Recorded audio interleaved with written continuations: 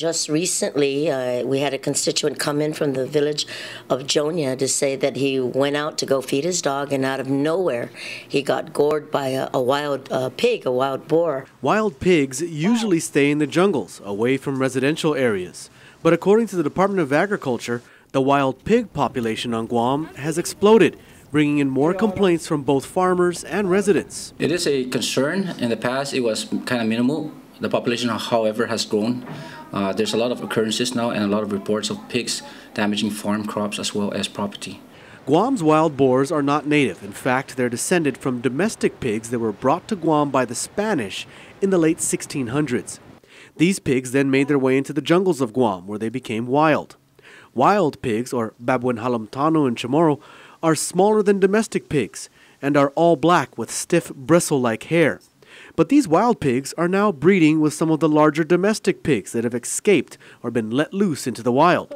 These domestic pigs that go wild are called feral pigs, but they are now breeding with the smaller wild pigs, creating a mix of wild pigs, feral pigs, and wild feral hybrids. There's a lot of instances where the pig itself has pretty much integrated with the livestock, the pigs that are grown for the purpose of livestock.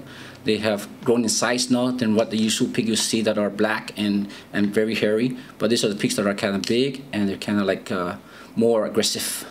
These wild and feral pigs destroy farm crops. We're trying to be self-sustainable here in the island by growing those staple crops.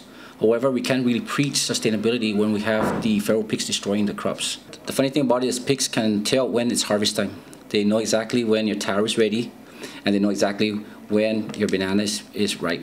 They also cause erosion and wreak havoc on the native plants of Guam. Uprooting of young seedlings, that will create a problem where plants will be destroyed, and then your seed stock of native plants will not be available for generations to come. Borja has come up with some plans to help keep the pig population down. In fact, he's come up with some designs for pig traps that the department is planning on giving out to farmers in the near future.